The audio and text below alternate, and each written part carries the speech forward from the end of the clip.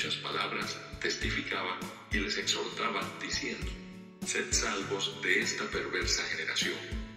Así que los que recibieron su palabra fueron bautizados, y se añadieron aquel día como 3,000 personas, y perseveraban en la doctrina de los apóstoles, en la comunión unos con otros, en el partimiento del pan y en las oraciones. Y sobrevino temor a toda persona, y muchas maravillas y señales eran hechas por los apóstoles. Todos los que habían creído estaban juntos y tenían en común todas las cosas, y vendían sus propiedades y sus bienes, y lo repartían a todos según la necesidad de cada uno. Y perseverando unánimes cada día en el templo, y partiendo el pan en las casas, comían juntos con alegría y sencillez de corazón, alabando a Dios y teniendo favor con todo el pueblo. Y el Señor añadía cada día a la iglesia los que habían de ser salvos.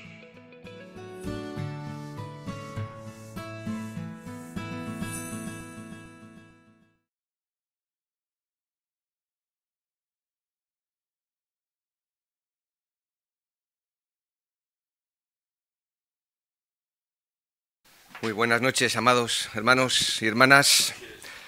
Pues volver a estar juntos es una gran alegría, una oportunidad preciosa. Y no sé si todos aquí tenéis el cuaderno de notas para que podamos seguir el hilo, juntamente con el eslabón, porque los que no tengáis, queremos repartir un eslabón para que lo podamos guardar, si es posible, hasta el domingo por la tarde, que estaremos en Restoy, y que lo podamos llevar allí también, juntamente con el cuaderno de notas, porque la idea es poder completar este ciclo, no sé si llamar de conferencias o de estudios, de mensajes.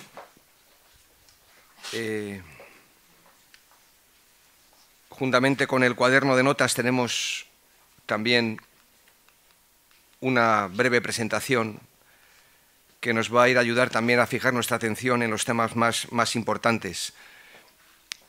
Yo no sé si me he metido en un lío al proponer a esta iglesia y a su anciano pastor estos temas, porque en realidad estos temas son temas que deben ser tratados por cada anciano o pastor en sus propias congregaciones locales. Son temas de iglesia.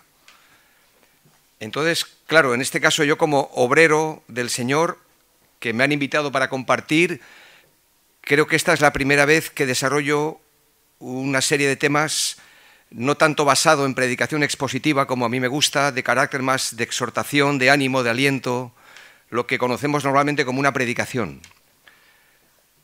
Pero esto tiene más una nota de estudio bíblico, enseñanza. No es que no me sienta cómodo, porque soy anciano en una iglesia. Y en una iglesia hay que enseñar la palabra de una manera también sistemática. Pero estos temas se prestan a que sobre todo los ancianos y pastores en sus propias congregaciones sean valientes y traten abiertamente estos asuntos. En cierta ocasión una iglesia me invitó para tratar el tema de la mayordomía cristiana. Dije, vale, de acuerdo. Pero dentro de ese tema me dijeron, habla también de los diezmos y las ofrendas. Porque si alguien viene de fuera y trata este tema, parece que es más cómodo que si lo hace alguien de dentro. ¿Cómo que cómodo o incómodo? Estos temas hay que tratarlos desde dentro. Los ancianos tienen que tratar este tema delante de sus hermanos y hermanas. Ahora, no está mal que en este caso alguien venga de fuera y trate el tema tan interno de cada iglesia local como es el tema de la membresía. Entonces, estos temas los he escogido yo. ¿En base a qué?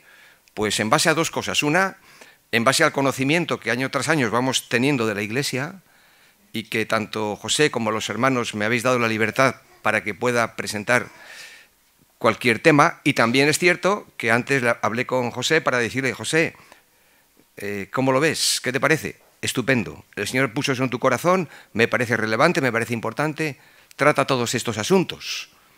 El tema de la autoridad, que veremos el domingo, el tema del gobierno de la iglesia, que veremos mañana.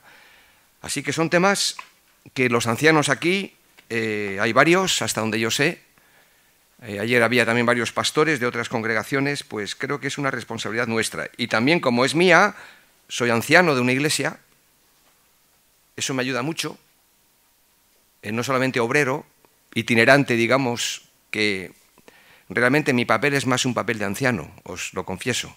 Si tengo que salir y predicar, salgo, predico, pero mi casa, mi hogar, mis hermanos, yo me muevo aquí como pez en el agua en mi propia iglesia.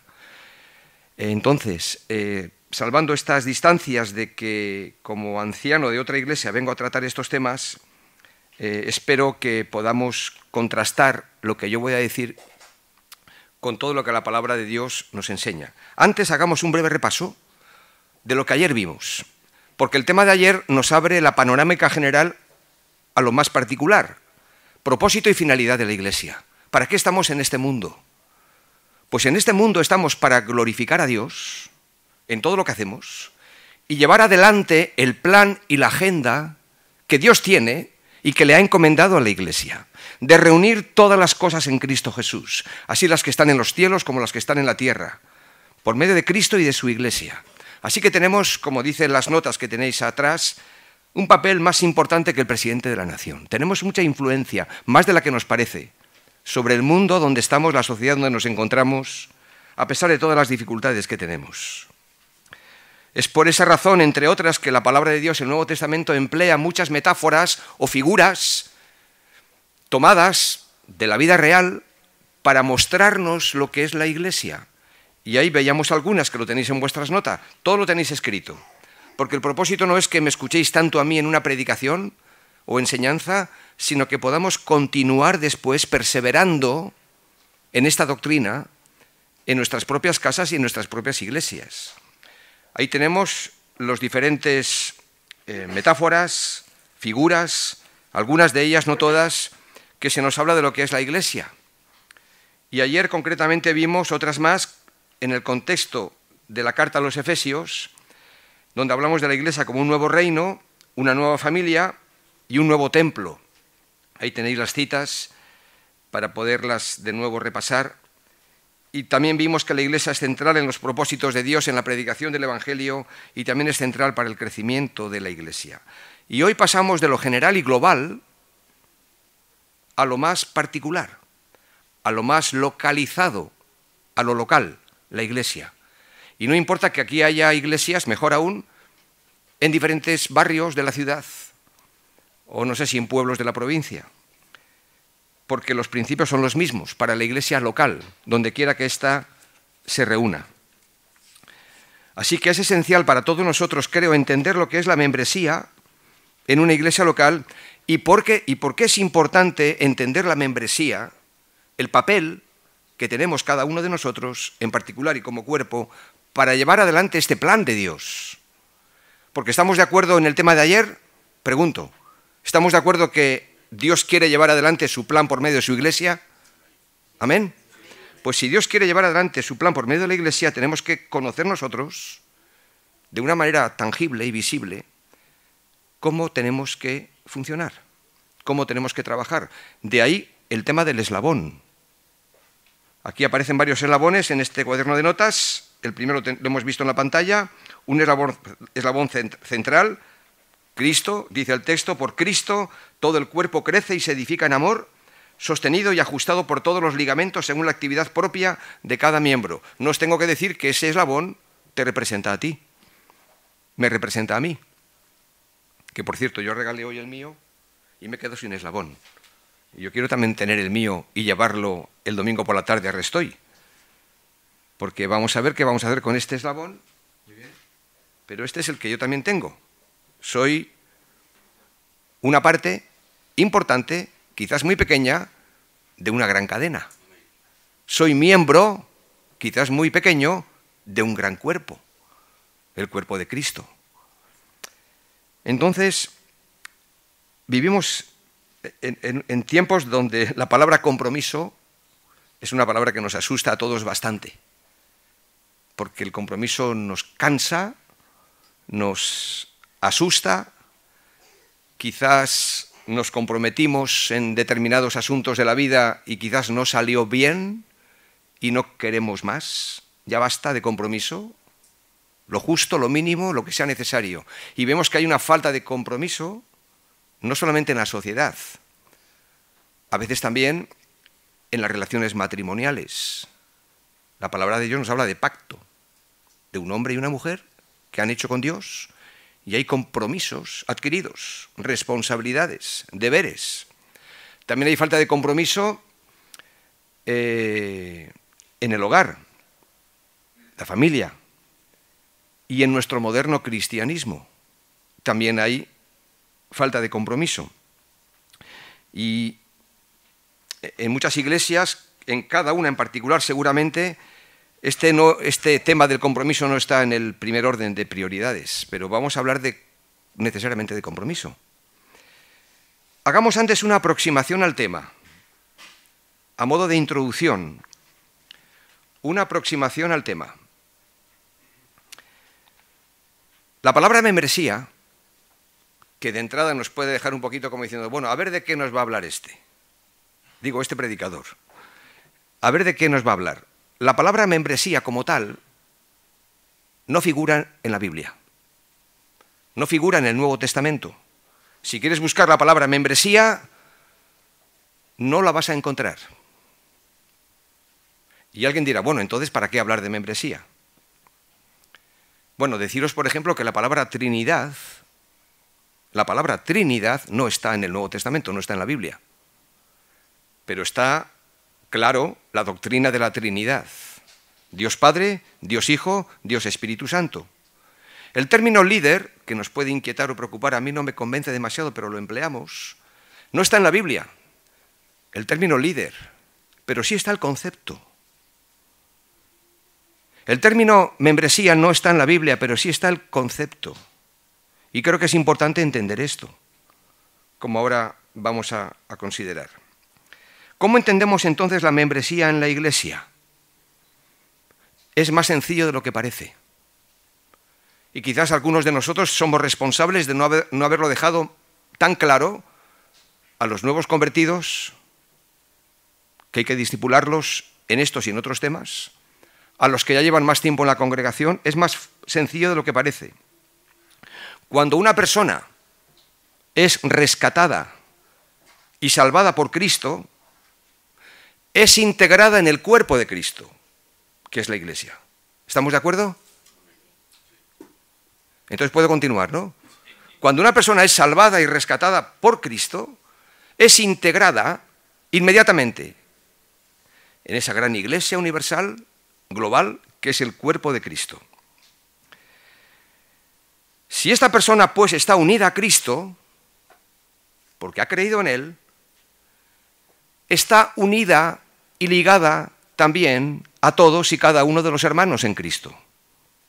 No solamente está unido a la cabeza, unido a Cristo, sino también a todos y cada uno de los miembros. Dice el apóstol Pablo, escribiendo a los Romanos, capítulo 12, verso 5, así nosotros, siendo muchos, somos un cuerpo en Cristo y todos miembros los unos de los otros. Esta expresión, los unos de los otros, es uno de los términos que más se repiten en todo el Nuevo Testamento. Así que la iglesia local es la expresión visible de la gran iglesia universal o global, como queramos llamarlo. La iglesia local es la expresión visible y tangible de esta realidad espiritual. Cristo nos salvó y nos integró en su iglesia universal y en su iglesia local, del lugar al que vamos, donde quizás fuimos bautizados. Y aquí entramos en un tema que lo hemos olvidado, por lo menos en el contexto donde yo mismo me he criado. Digo, de la iglesia evangélica. El bautismo no es solamente un símbolo de salvación. Todos nos hemos gozado cuando hemos tenido un culto de bautismos. Y las personas que se bautizan dan testimonio de su fe, de cómo han creído en Cristo. El mismo significado del bautismo nos habla de la identificación con la muerte y la resurrección de Cristo, pero el bautismo no es solamente un símbolo de salvación, sino que también es un símbolo de comunión. Es decir, no solamente hemos sido llamados a creer, sino también a pertenecer. Y tenemos que recuperar este concepto. Y más en una sociedad tan individualista. No, yo ya creo. Yo ya he creído en Cristo.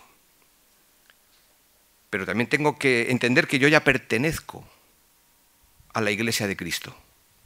Y en esa iglesia y en ese contexto tengo responsabilidades y tengo compromisos.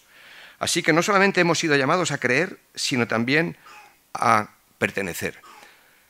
Mirad, como anciano lo digo de mi propia congregación, yo digo a mis hermanos, no es normal, por no decir anormal, no es normal que alguien que haya creído en Cristo no se haya bautizado pasado un tiempo. Hay quien está 2 y 3 y 4 y 10 años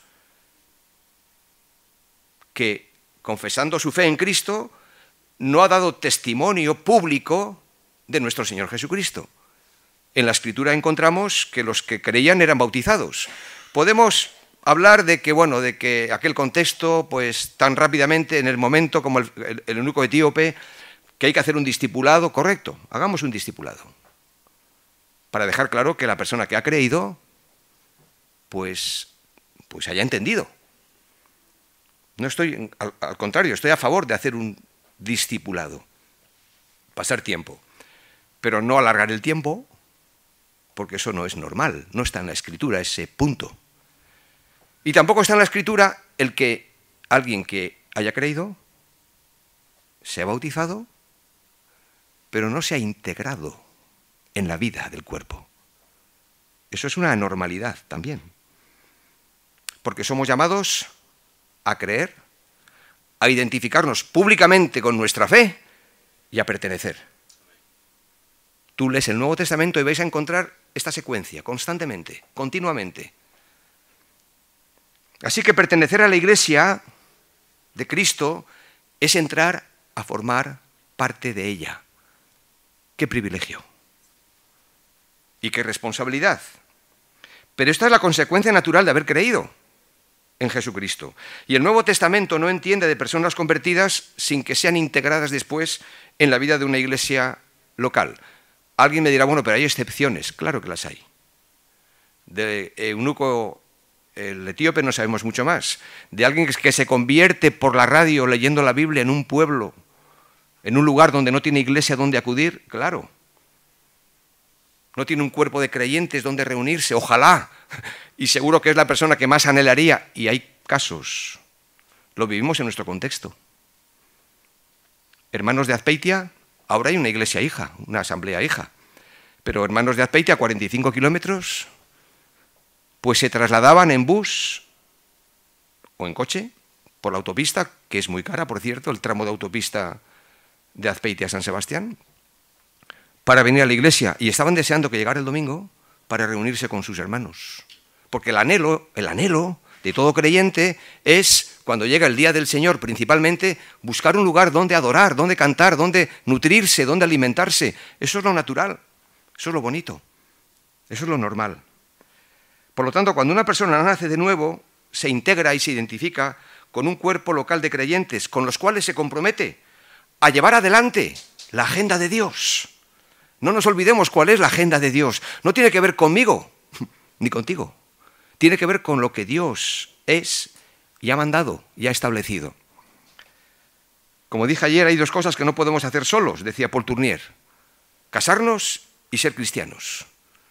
Somos cristianos cuando compartimos la vida en Cristo con otros creyentes.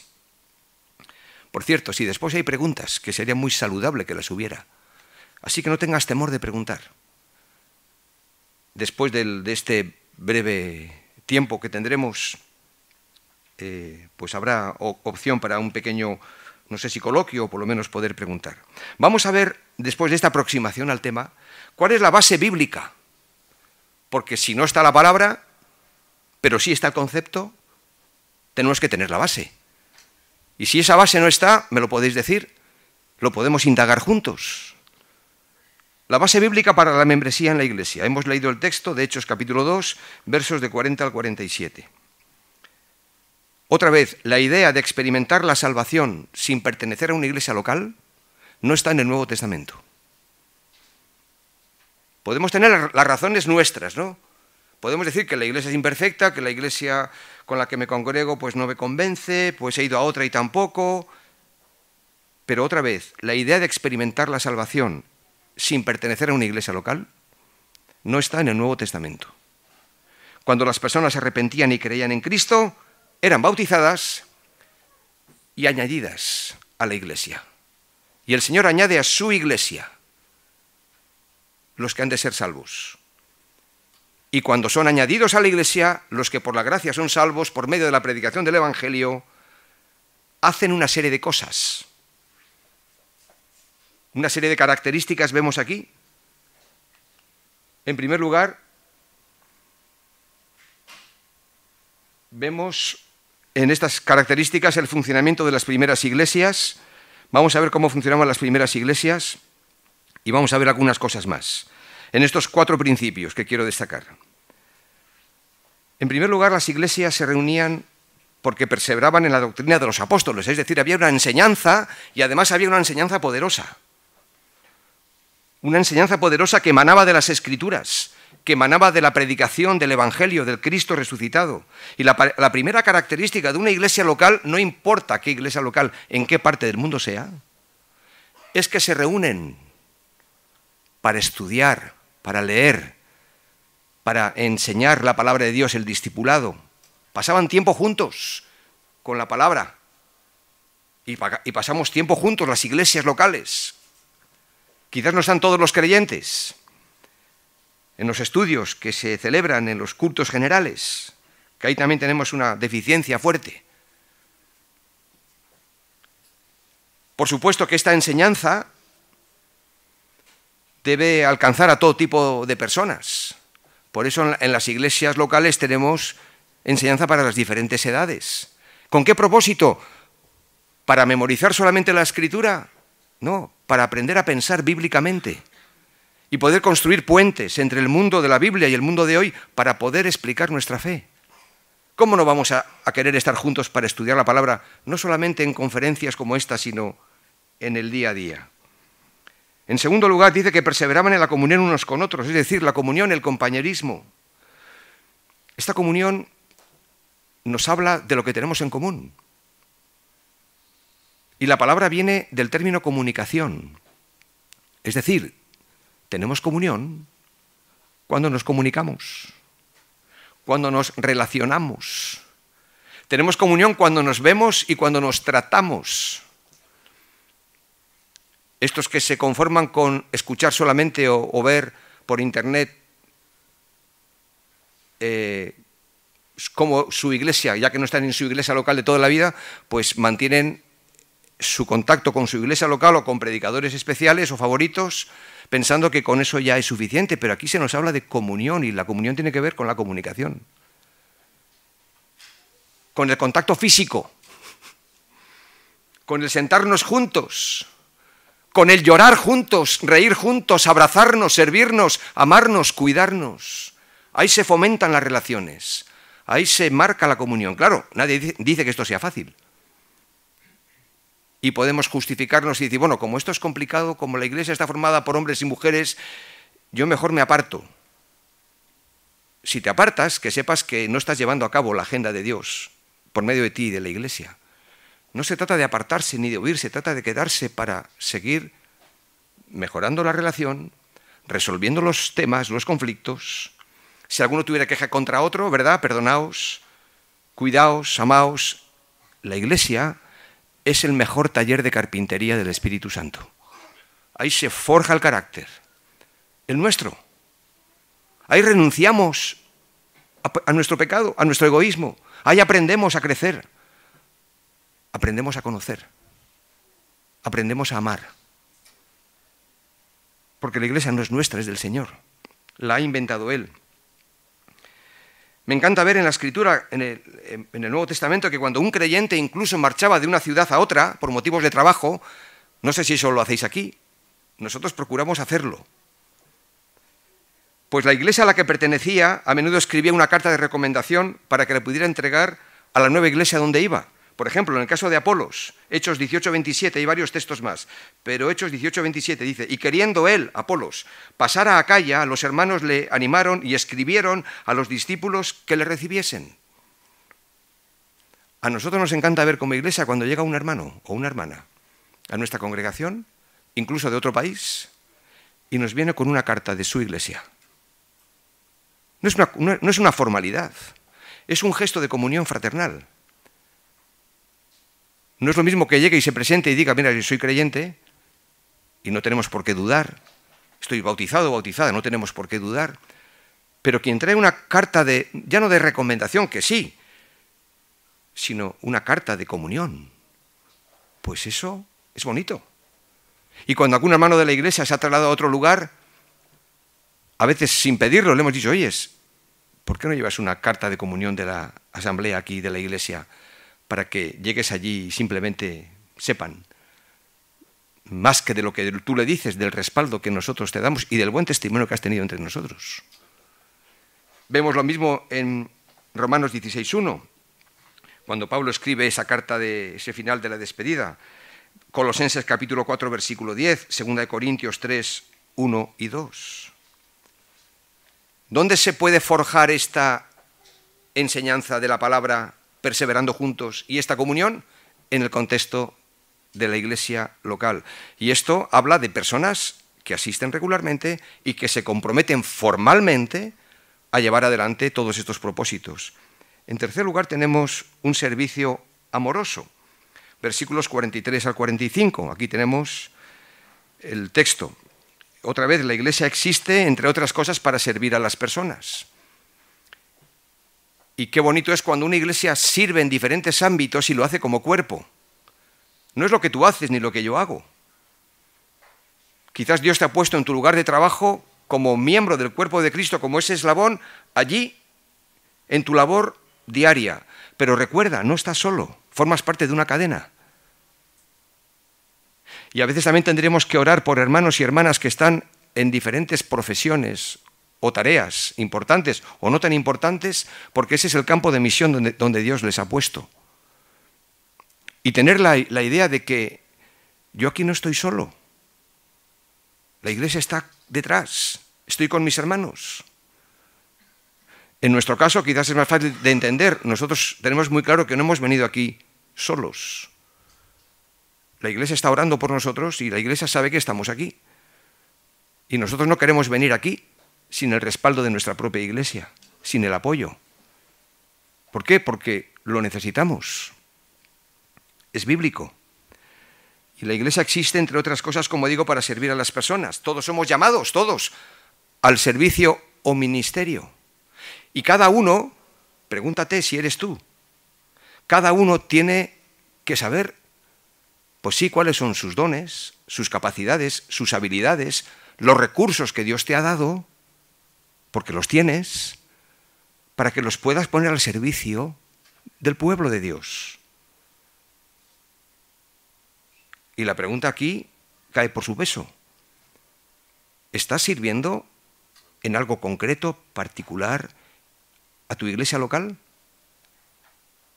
Quizás alguien dirá, bueno, yo es que con mis limitaciones solamente puedo orar. Pues ora, todo lo que puedas. Y pregunta por qué temas puedes orar, para que seas específico en la oración.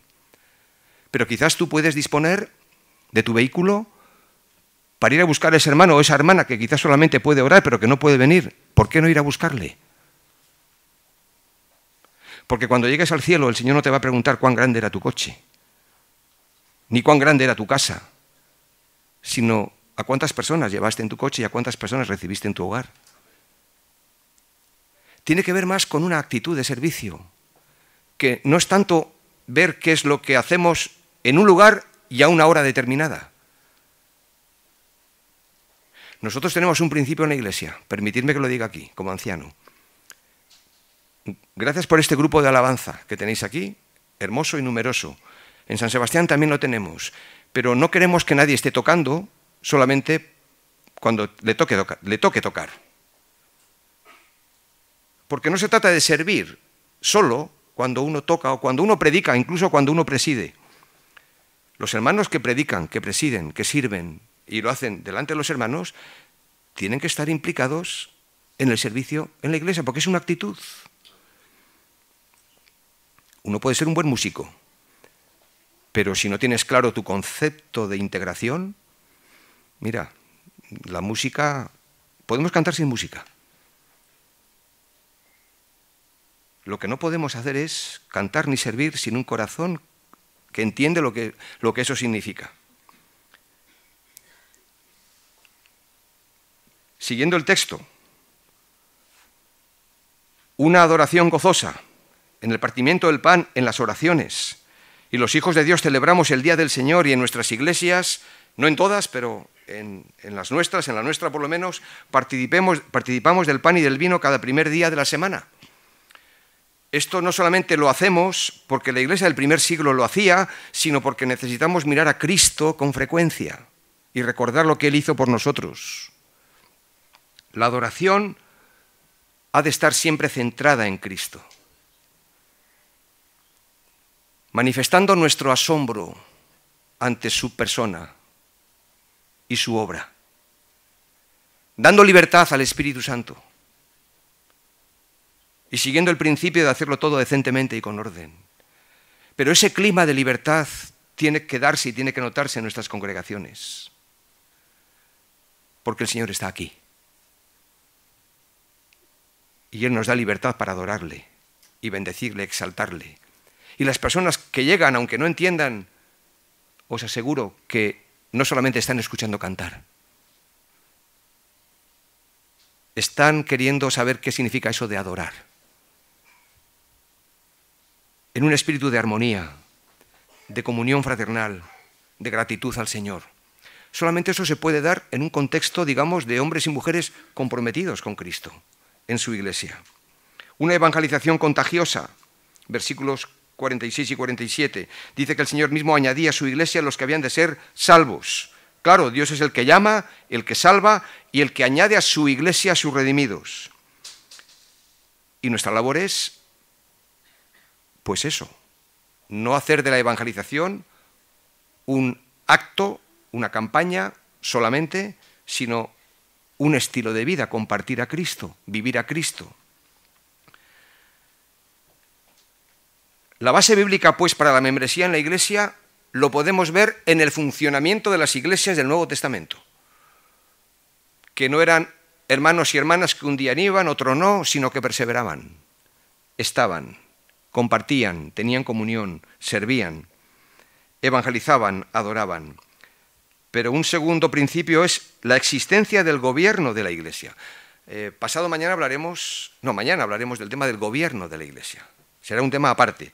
Pero el hecho de que en las iglesias del Nuevo Testamento había ancianos y pastores, eso requería, o eso ya indica, que las personas a las que estos ancianos cuidaban y pastoreaban eran miembros de la iglesia. El patrón a lo largo de todo el Nuevo Testamento es que cada iglesia local estaba supervisada por una pluralidad de pastores o ancianos. Y los deberes específicos de estos ancianos o pastores están relacionados con un grupo de miembros de la iglesia. ¿A quién pastorea un pastor? ¿A un rebaño? No a todos los rebaños, a un rebaño de personas que están ahí, que han de ser cuidadas, que han de ser protegidas, que han de ser alimentadas. Y la Escritura enseña que los pastores darán cuenta a Dios por los individuos que Dios ha encomendado a su cargo. Nosotros, como obreros, anciano en mi caso, pastor de una iglesia, juntamente con un equipo allí, tengo muy claro quiénes son, entenderme, mis ovejas. Eso no significa que no pueda ayudar o podamos ayudar a otros hermanos de otras congregaciones, pero la responsabilidad que el Señor ha puesto sobre nuestros hombros son nuestros propios hermanos que se congregan en el nombre del Señor Jesús y que son los miembros de la iglesia. Mirad, apacentad la grey de Dios que está entre vosotros. Esos que están entre vosotros, alimentarlos, dice el apóstol Pedro. No teniendo señorío sobre los que están a vuestro cuidado.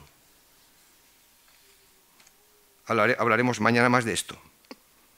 La pregunta para un creyente que no es miembro de una iglesia local, y como yo no sé, realmente no lo sé, quién es miembro y quién no es miembro, ni de esta iglesia, ni de Restoy, ni de Palabra de Vida, no sé si hay alguna otra iglesia aquí representada, pero como yo no sé si eres nacido de nuevo, entiendo que la mayoría sí, no sé si todos, nacido de nuevo, convertido a Cristo por medio de la fe, por gracia, no lo sé. Pero siendo convertido a Cristo, nacido de nuevo, no sé si te has bautizado. Entiendo que muchos sí, quizás la mayoría. Pero habiéndote bautizado, no sé si tienes claro que formas parte de una congregación local y que Dios te ha puesto ahí para llevar a cabo el plan que Él se ha propuesto desde la eternidad. Ahora, la pregunta que tengo para un creyente que no es miembro de una iglesia local es: ¿y quiénes son tus pastores? ¿Quiénes son tus ancianos? El que no quiere unirse a una iglesia local ni encomendarse al cuidado de nadie, esa persona no tiene pastores, aunque lo llame pastor, ni tiene guías espirituales, y queda a merced de su propio criterio y su propia opinión personal. Oye, a mí no me tengas que decir lo que tengo que hacer. A veces encontramos expresiones tristes y lamentables como estas. Pero cuando uno tiene claro que esa es su familia, ayer hablamos del concepto de familia, es su iglesia, es el pastor, los pastores, pues eso os aseguro que es un privilegio y una oportunidad para ser bien cuidados. Dicho de otra manera, todo pastor, todo anciano tiene que saber quiénes son las ovejas que el Señor ha puesto bajo su cuidado. Y todo creyente debe saber también a quién se debe someter, lo cual supone una membresía claramente definida. Si hay más preguntas, o si hay preguntas. En tercer lugar, tercer principio, la base bíblica la base bíblica de la membresía en la Iglesia lo vemos también en la práctica de la disciplina de las iglesias del Nuevo Testamento. La enseñanza bíblica de la disciplina en la Iglesia da por sentado la membresía en la vida de los creyentes. No sé si este ejemplo puede servir. Nosotros tenemos 3 hijos. Y a nuestros hijos es la responsabilidad nuestra cuidarlos y disciplinarlos. Pero tenemos autoridad sobre nuestros hijos, no sobre los hijos del vecino, porque somos sus padres. Y en una iglesia que corrige, la iglesia misma corrige, a través de los pastores o ancianos, a quien ha caído en pecado, a quien se ha desviado de la verdad, etcétera, etcétera, pues en el concepto de membresía se supone que puedes corregir a los que son miembros de la iglesia, no a los que no son miembros, o vienen de vez en cuando, o cuando les apetece, o los asistentes nada más. En Mateo capítulo 18, versos 15 al 17, Jesús establece la manera en que la Iglesia debe buscar la restauración de un hermano que ha caído en pecado. Un proceso de 4 pasos conocido como disciplina en la Iglesia. Ahora, la práctica de la disciplina, de acuerdo a este y otros pasajes del Nuevo Testamento, 1 Corintios 5, 1 Timoteo 5:20, Tito capítulo 3, requiere que los ancianos sepan quiénes son sus miembros para poder ejercitar no solo la disciplina, sino también la restauración. Nosotros tuvimos un caso reciente de una hermana con responsabilidad en la iglesia, y aunque no la hubiera tenido esa responsabilidad, lo mismo, pues ella cayó en pecado, lo confesó, se arrepintió, pero fue disciplinada públicamente, cariñosamente, pero ella lo entendió, lo aceptó, y os aseguro que eso le ayudó. Pasó el tiempo, porque esto hacía ya 2 años, perdón, no dije el tiempo, y recientemente ha sido restaurada. Y ha sido restaurada no solamente en el momento sino en el proceso por los ancianos, y ha sido restaurada públicamente. Tendríais que haber visto cómo ella lloraba y la iglesia lloraba cuando fue disciplinada. Y tenéis que haber visto cómo la Iglesia lloraba, pero de otra manera, de gozo y alegría, cuando fue restaurada. Y ella no se marchó, permaneció allí durante el tiempo de su disciplina. Y eso para la Iglesia ha sido una oportunidad para enseñar este principio de la disciplina. Pero los ancianos y la Iglesia no puede disciplinar a alguien que no esté en la Iglesia, que no sea miembro de la congregación. Y aquí vemos que la práctica del Nuevo Testamento tiene que ver con la disciplina en la Iglesia, y esto presupone la membresía de cada uno de los miembros. Y para terminar este bloque, la exhortación a la mutua edificación. Una de las expresiones que más se repiten en todo el Nuevo Testamento es los unos a los otros, como dije antes. Edificaos los unos a los otros, amaos unos a otros, servíos, honraos, aceptaos, amonestaos, saludaos, someteos, animaos los unos a los otros. Eso implica una permanencia, no solamente una asistencia, sino una implicación, una permanencia. Y en toda edificación mutua solamente se puede llevar a cabo cuando hay sentido de pertenencia y de permanencia, en el compromiso y convivencia con una asamblea local. Quiero ir concluyendo ya. Espero que tengáis alguna pregunta que pueda ayudarnos a traer más luz sobre este tema. Porque una iglesia que tiene claro el compromiso no es una cuestión de membresía formal, de firmar en un libro, de que te den un carnet. Nosotros no hacemos eso. Otros sí, en otras iglesias o denominaciones, cuando te bautizan o cuando te haces miembro te dan un carnet de miembro. No es nuestro caso, pero sí es vital y clave que la persona que cree en Cristo y se bautiza se identifique, que permanezca, sea en esta iglesia local o sea en otro lugar donde el Señor la lleve, pero que busque el grupo de hermanos y hermanas con los cuales quedarse, congregarse para crecer, para ayudar a crecer a otros y para llevar adelante el plan, la agenda de Dios. Vivir el compromiso con Cristo, pues, en el marco de una iglesia local, involucra muchas más responsabilidades. Un estilo de vida consecuente, un servicio diligente a través de los dones espirituales, implica también colaborar y contribuir económicamente para el avance de la obra. No sé cómo lo hacéis aquí. En nuestra iglesia, aunque no lo hacemos cada domingo, solemos decir, hermanos, amigos que nos visitáis, es el momento de la ofrenda. Esta es una responsabilidad de los miembros de la iglesia. Que nadie se sienta obligado a ofrendar. Si estás de visita o si estás en la iglesia pero no has tomado un compromiso de trabajar con nosotros. Porque no se trata del dinero, se trata de tu vida. Así que el compromiso es de los miembros de la iglesia. Significa dar y recibir exhortación, dirección espiritual. Dicho de manera muy simple, la membresía es un concepto bíblico y que está sustentado en el funcionamiento de las primeras iglesias, el gobierno de la iglesia, la práctica de la disciplina y la exhortación a la edificación mutua. Termino con una aplicación personal de nuestra propia experiencia, que nos ha ayudado. Si esto a los ancianos aquí o a los hermanos de las diferentes iglesias puede servir, pues sería estupendo. Hace ya algunos años, como iglesia, hemos trabajado, José lo conoce, no sé si con David lo compartí contigo las veces que hemos ido a vuestro hogar. La iglesia en San Sebastián hemos elaborado, digamos, un proyecto, un plan, centrado en la Gran Comisión. Y este proyecto, este cuadernito, se lo entregamos a todos los hermanos y hermanas de la iglesia que, habiendo creído en Cristo, se han bautizado y que después les queremos decir cómo se deben integrar en la vida de la iglesia, que no se trata de asistir,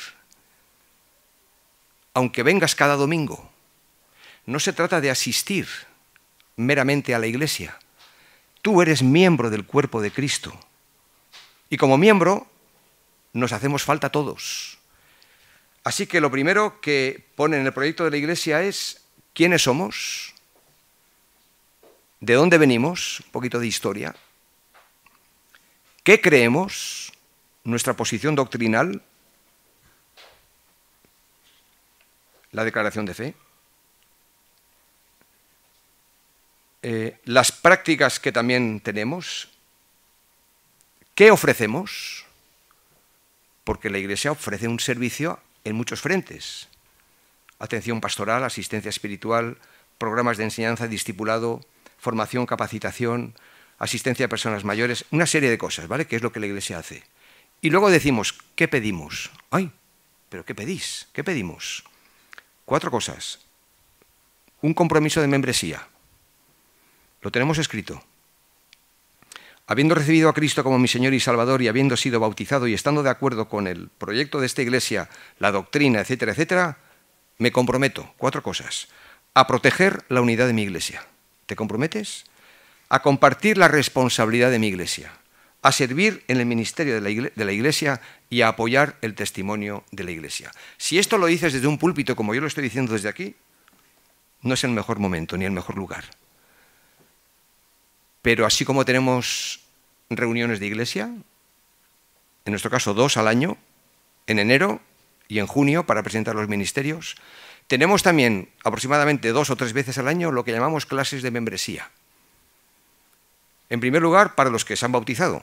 El pasado domingo se bautizaron 5 hermanos y el día 20 de octubre, Dios mediante, por la tarde después del culto, pues nos reuniremos con ellos, algunos de los ancianos, para presentarles el proyecto y para explicarles lo importante que ellos son para llevar adelante la agenda de la salvación de Dios. Y nos hemos dado cuenta, es nuestra experiencia, que cuando te reúnes con los hermanos para explicarles, mira, tú eres nuevo en la fe, mira, tú llevas tiempo en la Iglesia, que vienes de otra congregación, pero no sé si quieres formar parte de la membresía, te invitamos a esta clase. Y ahí explicamos lo que ellos ya ven, ya están viendo en la vida de la Iglesia, no tenemos que decirles mucho más, pero mira, esta Iglesia tiene estos principios, tiene esta base de fe, tiene esta declaración y tiene esta dirección, vamos, en esa dirección hay un proyecto y este proyecto no lo podemos llevar sin que estemos ahí como equipo. Lo que descubrimos es que todos agradecen que hayas apartado un tiempo para los que hayan querido venir, para explicarles lo que a veces desde el púlpito no se entiende bien. Y no se puede decir todo. Pero en un entorno de cercanía, con un acercamiento pastoral, porque esto es bueno que lo haga un anciano, y explicarles, mira, esto no es una organización, ¿sabes? Esto es la Iglesia de Jesucristo. Y este es el plan de salvación. Y esto no lo puede llevar a cabo ni el anciano, ni el pastor, ni los líderes, no. Esto es la Iglesia, es el cuerpo. Y en la medida en que tú comprendas que esto es así, queremos contar contigo. Y todo el mundo, no recuerdo ningún caso que haya dicho, pues hombre, esto a mí no... Oyes, gracias. Pues claro, yo asistía a la Iglesia, pero me quedaba ahí.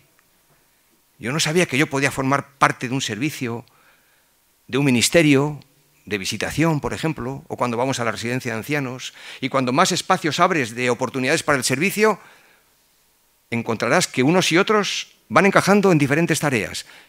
Y hay un hecho aquí muy significativo. Los hermanos, y no es lo más importante, pero es un dato importante, se sienten bien cuando saben que lo que Dios les ha dado es útil para el bien común. Venir a la iglesia y escuchar, lo necesitamos, hay que nutrirse, pero salir de aquí y preguntarme, Señor, ¿qué quieres que yo haga? Y si no sabemos muy bien o no sabes muy bien qué, tienes a los ancianos pastores que, entre otras cosas, para eso también están, para guiarte, para aconsejarte, para ayudarte a capacitarte, capacitando a los santos para la obra del ministerio. Esa es nuestra tarea principal, juntamente con la predicación y la oración. Formar, preparar a los hombres y a las mujeres que Dios ha dado a su pueblo, a su iglesia local, para hacer que el testimonio en este barrio sea alcanzado por medio de esta iglesia. Esta es vuestra particular Jerusalén. Y como iglesia local lo tenéis que hacer. Y lo queréis hacer, eso es lo bueno. Y que el Señor os ayude y nos ayude a poder vivir en este plano de familia. No te olvides del eslabón, porque el domingo por la tarde necesitamos unos cuantos para visualizar lo que realmente el Señor quiere seguir haciendo por medio de su pueblo, de su iglesia. Inclina tu rostro. Unos segundos de silencio como tuvimos también ayer. Y quiero que puedas responderte en tu corazón y decirte y preguntarle al Señor, Señor, ¿qué quieres que yo haga? Si ya soy tu hijo, tu hija, si ya estoy integrado en una iglesia, Señor, ¿cuál es mi parte en todo esto?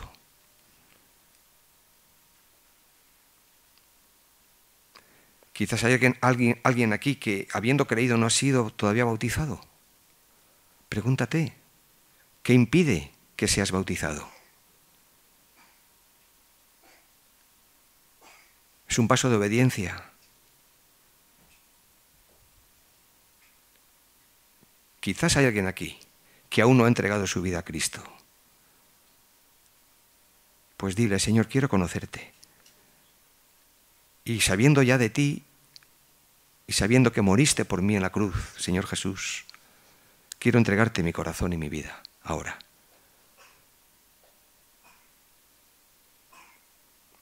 Lo importante es saber que el Señor nos está buscando a todos y cada uno de nosotros para ayudarnos a cumplir con el plan que Él se ha propuesto desde la eternidad. Así que, donde quiera que te encuentres y como quiera que estés, dile al Señor, Señor, sí, quiero seguirte, quiero obedecerte. Quiero que me uses. Quiero honrarte y glorificarte.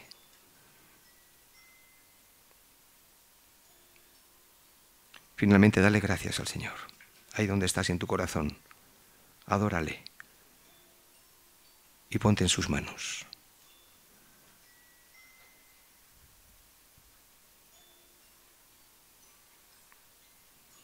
Amén.